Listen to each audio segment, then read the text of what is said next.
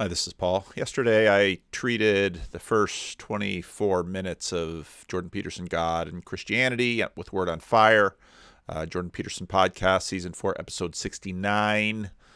And I talked about concordism, Jordan Peterson's psychological concordism, and why that produced credibility in terms of the Bible. The conversation goes on from there, and it gets into questions about reality. And let's just dive in. He first, well, let's just go with it. The atheist, and then there's another problem that the atheists have never come to terms with, I believe, and you guys tell me what you think of this, is that if what is properly rendered unto God is rendered unto Caesar, then Caesar becomes inflated to God. And when that happens, all hell breaks loose. That's the genesis of totalitarianism. That's subservience to an idol. And this is a case I think the church needs to make, particularly the Catholic Church, in the most strenuous of ways, is that if we don't segregate off the religious instinct and give it its proper attention and due, which I suppose you do in part with ritual and church attendance and so forth, then every single thing we do starts to become inappropriately contaminated with religious longing. Now, I made this comment yesterday in the video, but it bears repeating that he just made the argument that I think he's making in terms of the domain of the society. If a society doesn't give the religious impulse its due, politics comes in, or other things comes in, and right now, including and especially politics, comes in to fill the void. In other words, if you don't have something in the religious space, politics will become your religion, and once you make your politics existential and ultimate, you're going to slide into tyranny. I think that's an extremely fair point. But if I were, well, he's wanting to make this point about Catholicism is deeply ironic given the history of the Roman Catholic Church in medieval Europe and the rise of Protestantism and that entire history. Because all of that history was very much about the role of the state and the church. And I'm not trying to pick a fight between Protestants and Catholics here, because Protestants in many ways sort of stepped in and played like the Catholics did before. Key example of this is Martin Luther, where he backs the nobility in terms of the peasant revolt. So there's a ton of history around these issues that he's not talking about. So, okay. So then there's the big piece. Well, let's talk about the small piece. Jordan Peterson doesn't go to church. Jordan Peterson is not practicing this point in his life. Now, again, I made hundreds of videos about this man. I have a deep appreciation for Jordan, all of that. But in all fairness, the point he makes right here, the guy who loves to, talk about responsibility and following through, he just made the point. Now, are you talking communally or are you talking individually? Because the way his individualism works, if he's not dealing with this as an individual, well, it's supposed to scale out to community. So, Jordan, if you really believe the point you're making, go to church. That is the application of the point. You can make the point, and I think it's a fair point. And again, I mentioned earlier that, let's pull this up.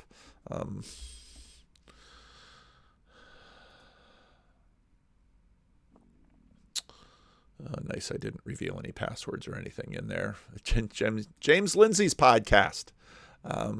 James Lindsay released this podcast. Cale Zeldin immediately jumped on it and said to me, you better listen to this one, The Meaning and Necessity of Theology. And yeah, I'm pretty rambly, but he's pretty rambly too. It's about an hour and a half of going on about the need that a society has for theology.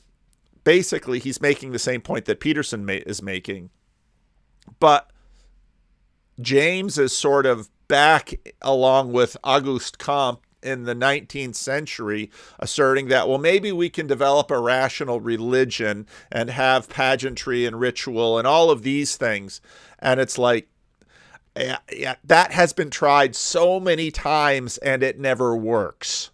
Why doesn't it ever work? Because you can't believe in it if you imagine that at this deep religious level, your belief is merely instrumental. You have to really believe. And it's sort of right here that Peterson's act as if reaches its limit. And this is displayed in Jordan's life. Again, I'm a fan. I'm not trying to take a cheap shot. I'm not trying to do anything. I'm just saying, if you really want to come to terms with this point, the application is go to church.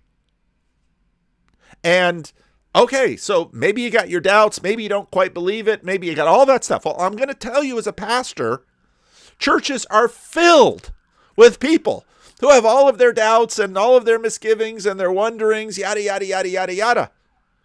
But you're not going to believe staying home. You have to actually, in the old lie, you have to sort of fake it till you make it. You have to act it out until you actually start believing in it. Belief follows behavior very often. So, hey, I'm sorry. I'm just telling you, if you're going to make this point, live the point. And that's why you see the rise of extremely powerful political ideologies and the division of people, for trivial reasons into moral camps. It's that religious instinct hasn't got a grounding in it. It's searching for something to attach itself to, and it picks up. And when you listen to him talk to Peugeot, all of this searching and all of this dis-ease and all of this, he's not comfortable and settled. He's making his own point. And he's right. Just, and as a therapist, I'm sure he sat across his office from people who would talk. And I'm sure Peterson, more than anyone, would want to say, just do it already. Because the answer is not more thinking. The answer in this case is some doing.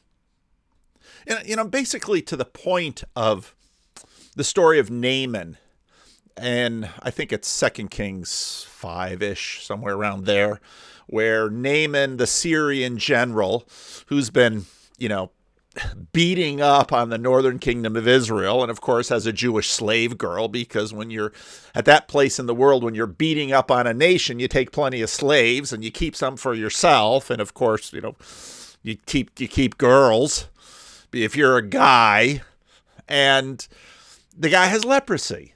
And hey, I hear there's a prophet in Israel who's got real power. Okay, go down. So he goes down, and he doesn't get received with the kind of status he imagines he has and should be received by, because Elisha's like, yeah, you're a general, so what? And sends out Gehazi and says, yeah, go dunk yourself in the Jordan 3 times and the leprosy will go away.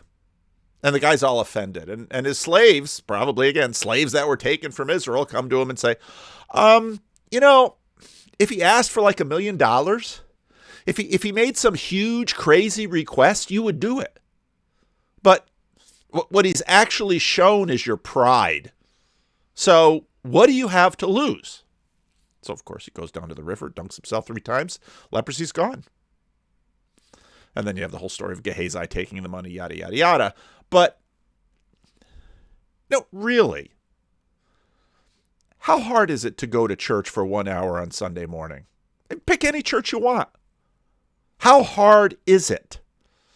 What's amazing is, one person used to always say, devil works really hard on Sunday morning. Yeah. How hard is it?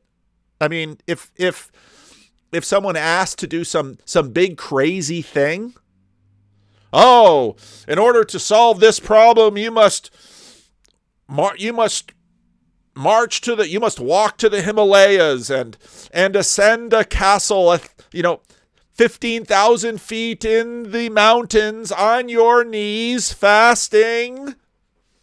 It's almost a Monty Python skit. Now, am I saying that just going to church is going to begin to resolve this? No. But it's a small ask. Really, it's an hour. It's just an hour. Well, then there'd be songs, and there'd be a preacher, and there'd be a crappy sermon, and there'd be meddling people. And if you're high status like Jordan Peterson, people would be taking out their cell phones and, go to a church with 20 old people where no one will know who you are. I don't know. I'm just getting flippant, but I mean, the point he's making here is just like, well, if you don't fill in this instinct, this religious instinct with something well-defined and substantial, okay, go to a Catholic church and swear everybody to silence. I don't care. But then your politics becomes your religion. Well, you're having trouble always wandering into culture war fights that get you into trouble? You? It's how we know you. Up second-rate substitutes. People like Dawkins, they seem to think that if we all just abandoned our religious superstitions, we'd all become, rationalists like Isaac Newton, who was an alchemist and not a rationalist, by the way, that great genius. And so one of the things I think that the Catholic Church in particular isn't doing a very good job of is warning people how dangerous it is to lose the proper theater of expression for our religious instincts. They don't go away. They just get perverted and they show up all sorts of places they shouldn't.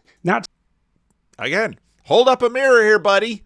They don't go away. They just get perverted and show up all kinds of... You're speaking the truth. Apply it to your life.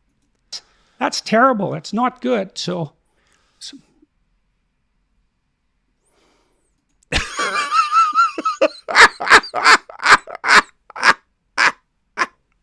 yeah, there's a status differential here. I would have loved it if one of them said, so what you're telling me is that the application to a degree of spiritual malaise and dissatisfaction would really be to pursue some kind of historically credible religious response in order to fill that need and that gap in your life. And neither of the guys going to say that. They're just going to make something else up. Yeah, that theme is one that Augustine talks about in The City of God. He talks about... Oh, we're going to go up into thinky-talky land. Two loves. And he talks about the love of God, and it creates a certain city, a certain organization.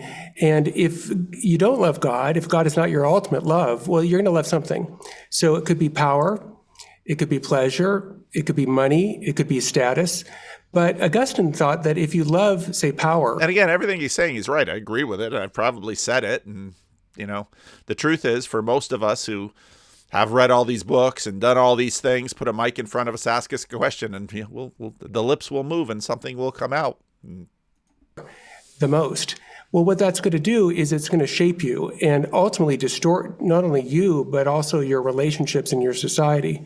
So the Christian view is that ultimately God is perfect truth, love, and beauty. And so not only is it the case that worshiping anything other than that is going to fail to give God what's due to God, and that's what religion in a sense is about. It's a binding of oneself to God, giving to God what's due. But also it ends up Now, I wanted to make this point in the live stream the other day. I wonder if I can find it. Let's skip searching for it. I'll just repeat. I mean, part of what they're arguing here is the idea that if you make any secondary thing ultimate in your life, there's going to be trouble. That's basically what Peterson has said. The difficulty that we have, and now hierarchies develop, the difficulty we have is that there are so many things and there's so many important things. And a lot of what we do is sort of task switch. Well, right now, for Jordan Peterson, the absence of a well-vetted religious core will lead to making politics and other legitimately important things into the center of your life. And this theologian, I haven't learned their names, they're down in the comments, is exactly right. And it's very apropos to bring in Augustine here, because Augustine made a lot of points about this, and Augustine's points have been well known and reiterated. Part of where I think the God number one, God number two stuff comes in is, in a sense, God is a variable that you plug into the equation that can serve, that can actually let you properly task switch and create hierarchies, because God is both ultimate and all.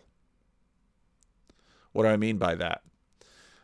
So Tim Keller was on to this stuff for a while in the, he had a whole bunch of sermons about false gods and things like that. He even wrote a book about it. And a lot of high status pastors write books when they've preached a whole series of sermons, because it's really easy to put into a book. And if you've got high enough status, people will buy your book, yada, yada, yada. And the point is that if you make your family, which is a good thing and a wonderful thing, if you make your family the ultimate thing, you will in fact destroy your family. Or about your marriage is a good thing. It's a wonderful thing. Should be a high priority thing. But if you make your marriage the ultimate thing in your life, in other words, if you turn it into an idol, you will destroy your marriage, because your family or your marriage or your career or any of these other good things are not capable of bearing the weight, as it were, for what you are putting on them. What's his name? Wrote... It's a guy that Peterson mentions often. He liked his book. He's too Freudian. But he basically made the same point about romantic love. And I've got it on my blog somewhere. That if you make romance, part of what happened when God left the picture is that very quickly, and you see it all the time in movies, very quickly people put romantic love as sort of the highest ideal. But it can't bear the weight, because the object of your romantic attention will fail you. They are insufficient to be your God. And part of how and why this dynamic reality that everybody is pointing to about you needing a God is because on one hand, everything that you try to use for your God will fail you and be insufficient, because you've basically turned it into an idol. And the point is, your life is all of these things are too shallow a pool to actually facilitate what you need them to do in your life. And so you not only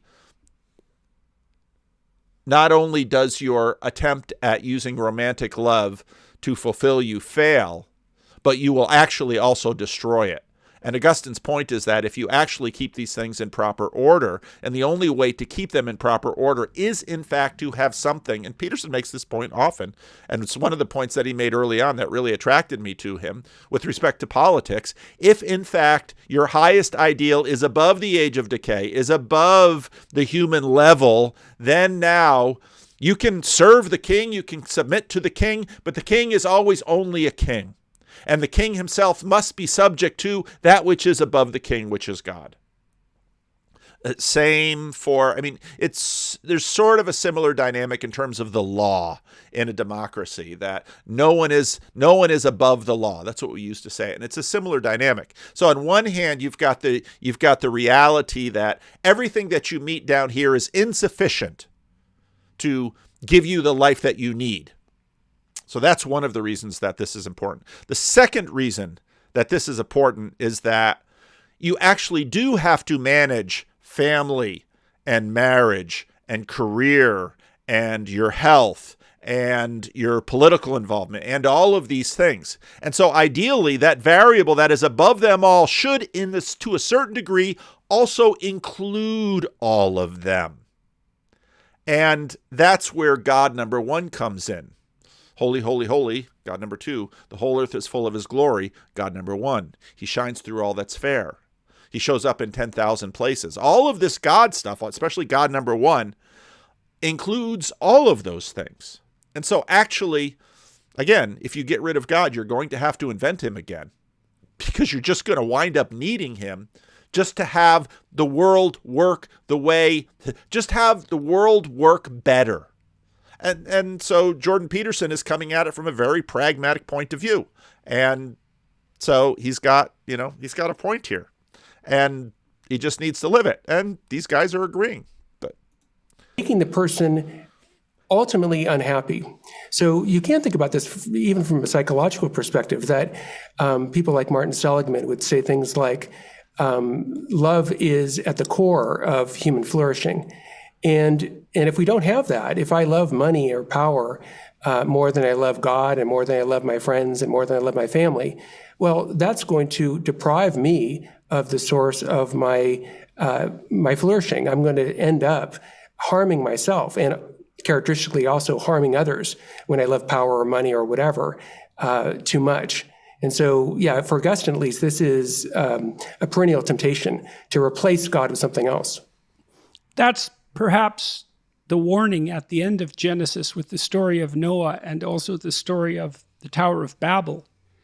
Because the Tower of Babel is... He doesn't mean at the end of Genesis, because Noah is chapter 6 through 9 and the Tower of Babel is chapter 11. It's basically at the end of the pre-patriarchal Genesis. People get together and they try to build an edifice that's absolute in some sense, right? It's a building that's under the control. It's an edifice that's of human manufacture, and it becomes larger and larger and larger, and then it devolves into a kind of chaos. And so with the flood story, with Noah and the flood, that's one form of danger that emerges as a consequence of deviation from the proper path, let's say orientation towards whatever the highest good is. And the Tower of Babel is a secondary one that has more to do with and it's not really a good application of the flood story.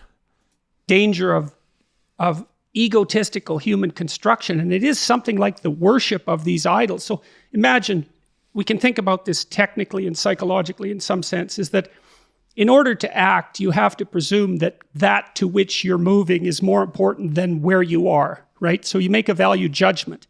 And that's critical in terms of this political religious dynamic. Moving in this direction is appropriate. And then you have to move in a lot of directions over the course of your life. And that's where, if in fact God, who in a certain way is, in him we live and move and have our being, God number one, the arenic God. Maybe you search for friendship, and you search for love, and you search for money, and you search for power, and so forth. And if there's nothing integrating all that, then you're pulled in all sorts of directions, right? It's like devils pulling you apart, because you don't know what's more important than what, and that's very, very confusing and off-putting.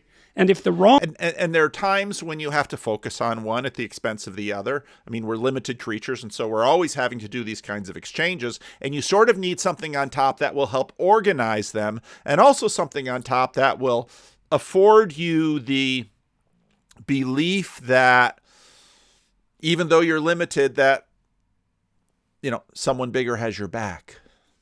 Wrong thing takes control, then you get demented and bent.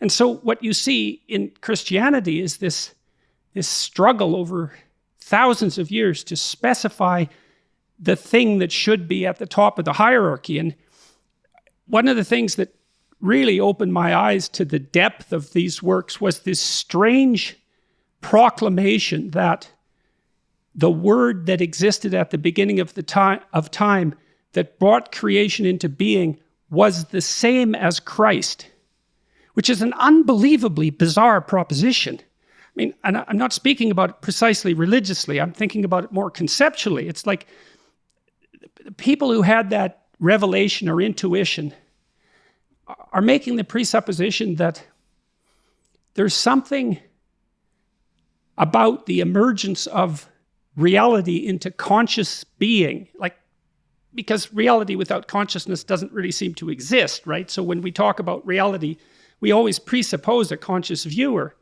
and that the conscious viewer that makes order out of chaos is most appropriately the perfect being that's manifested in the figure of Christ.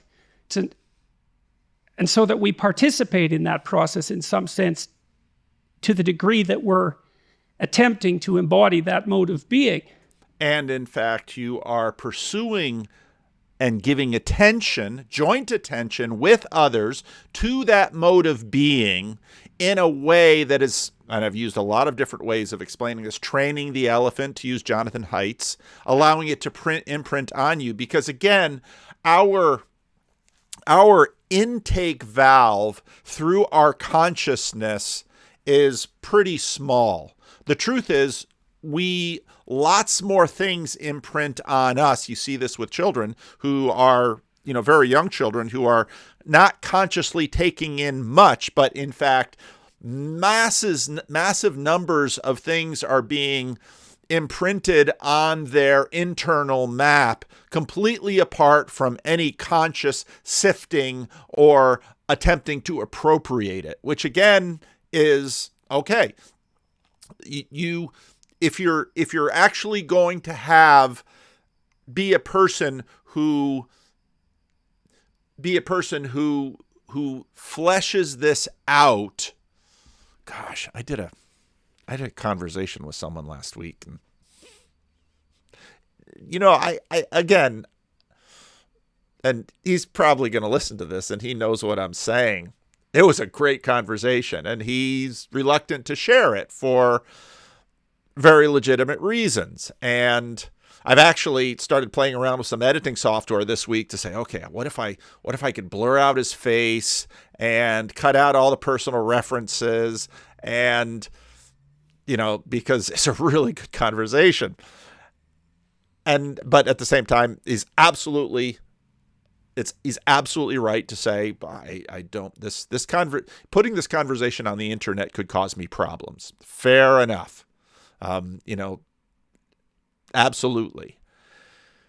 Yeah. One of the things that he says to me, and this is someone who was raised Catholic and then gave it up like many people when he went to college, and now is later in life, and, after a divorce and trying to manage kids and trying to do all these things, he just says to me in all sincerity, I look at the people who have religion in their life,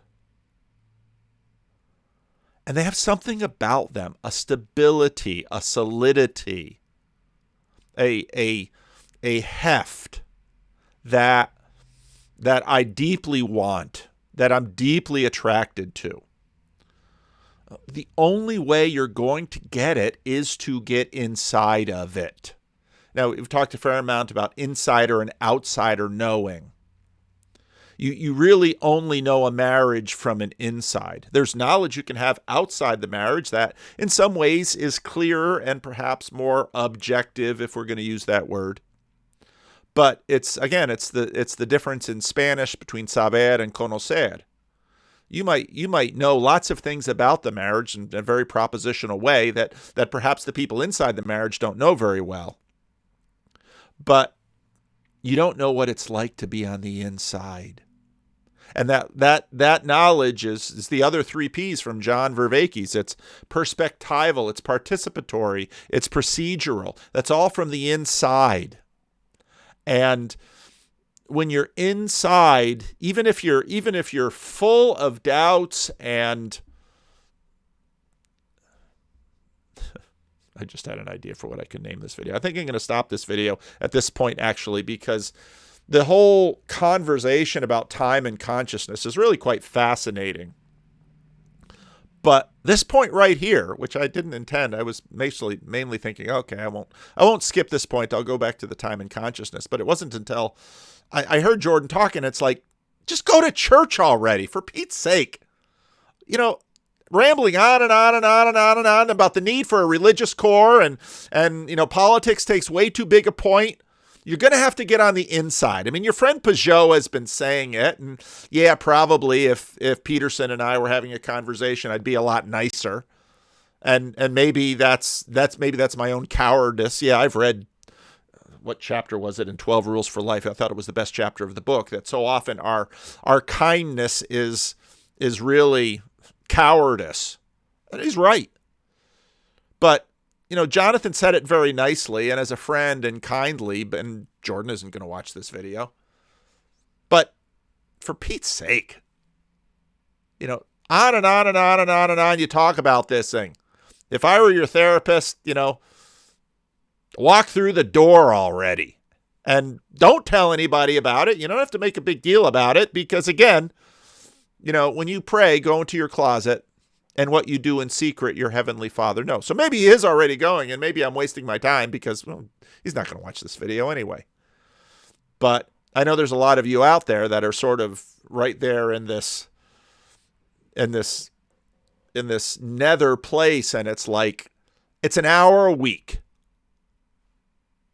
Is that really going to hurt you? I mean, how many hours a week do you waste already on pointless stuff? And just take make a little game out of it. You know, go to one church one week and check it out. Put 10 churches on your list. Find 5 friends who already go to church, and boy, you'll give them all a Christmas present. Say, I want to go to church with you. Just 1 week. That's all. And I'll take it from there.